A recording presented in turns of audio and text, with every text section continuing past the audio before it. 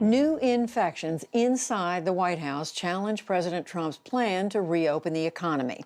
And two special elections this week offer insights into what voting could look like in November. Here to break down all this and more, I'm joined by Amy Walter of the Cook Political Report and host of Public Radio's Politics with Amy Walter, and Tamara Keith of NPR. She also co-hosts the NPR Politics podcast. Hello to both of you. Tam, let me start with you and bring up something that we raised much earlier in the program, and that is here you have the White House pushing the country, the president pushing the country to reopen as much as possible to try to get the focus away from the health side of this pandemic. But you've got people who work at the White House coming down with COVID, testing positive for COVID. How does that complicate what they're trying to do? Well, it certainly complicates the messaging. And, you know, the way the White House has been dealing with the safety of its own employees has been to rely very heavily on testing in the last month or so, to rely much more heavily on testing than on social distancing, though testing that is not widely available for the rest of the public. Most workplaces don't have a test that they could just administer to every employee as they come in. So the White House has, in the last 48 hours or so, instituted a lot of measures that we can probably expect to see at workplaces if and when people begin returning to them. Things like people wearing masks in the White House, in the West Wing. And Amy, how does it complicate White House efforts to get people to, to say, don't worry about this, we've got it under control, let's focus on getting the economy opened up, when they've got problems right in their own backyard, literally? That's right. I mean, part of the job of a president and of a leader, of course, is to set policy, but it also sets standards and sets behavior. In the 2009 H1N1 so-called swine flu, President Obama actually went out and got of the vaccine for that. This was at a time when there were many folks who were very worried about a vaccine. There was a big anti-vaccination movement that was pushing people away from getting this vaccine. So actually taking the vaccine was supposed to send the signal that if the president can do it, everybody can do it. But you know what, Judy, I think whether the president wears a mask or doesn't, or they wear it in the White House or doesn't, what we're seeing in the data, and you can hear anecdotally from regular Americans, is it's not whether the government says that businesses are open, it's whether people feel safe to do these things. And what we're seeing over and over again, if you ask people, even people who say they don't think there should be stay-at-home orders, you ask them, would you be willing to get on a plane? Would you be willing to go to the shopping mall right now?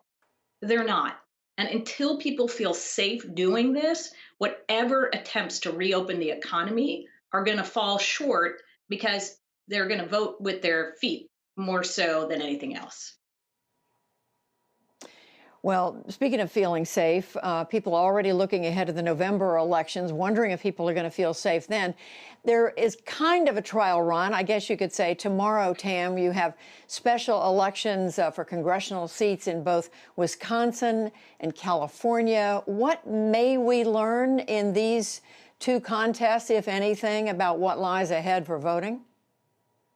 Well, there is going to be a contrast, right? In Wisconsin, there will be in-person voting, and about 250 members of the National Guard will be on hand to help administer that election in a way that is hopefully safe for the people going to vote in Wisconsin. In California, it's almost overwhelmingly a mail-in balloting situation, and the state is preparing to be. I mean, they've already been well on the way to being a mail ballot state, but to being a mail ballot state in November. One thing that stands out to me about that California race is President Trump over the weekend tweeting that the race is going to be rigged if the Republican doesn't win. That sort of language, the language of talking about a race being rigged, the president raising suspicion about mail balloting, um, that is very much probably a preview of what we can see in November. Yeah, I And Amy, agree. what about just in terms of, go ahead, yeah. Yeah, well, I agree with Tam here, which is the tweeting out about the worries about the rigging and all. I mean, this is just a one-time election. As we get closer to the fall, and in many cases, we may see that ballot counting may take days because so many people vote by mail. This kind of sort of sowing the seeds of distrust, even as the process is undergoing. Just remember when we were counting those hanging chads all those years ago. Now imagine that with this level of toxicity. That's super dangerous. The one thing I will say also about the special election in California, it looks like it may be the one bright spot for Republicans right now. This is a seat that had been Republican for a long time. Democrats flipped it in the 2018 election. Hillary Clinton won this district. But right now, when you look at the mail-in ballots, and remember, the president has talked a lot about he doesn't like mail-in ballots. More Republicans have returned mail-in ballots at this point than Democrats. So if Republicans win, it will be on the backs of mail-in ballots.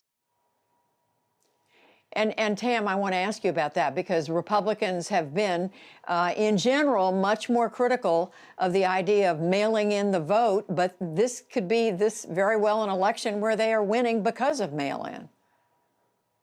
Yes, and also because of a compelling Republican candidate and a special election that follows a controversy with the Democrat that won that seat. There are a lot of reasons why this seat could flip from Democratic to Republican and be the first time a seat in California, a congressional seat, has flipped from Democrats to Republican in a very, very, very long time. But it wasn't held by Democrats for very long. But yeah, as you say, President Trump and national Republicans have been highly skeptical in many situations about mail-in balloting, though then there are other cases where in Florida, older voters are encouraged to vote by mail. Well, it is a special election day tomorrow, Tuesday, May the 12th, and we'll be reporting on it. But for right now, it's Politics Monday. Amy Walter, Tamara Keith, thank you both. You're welcome. You're welcome.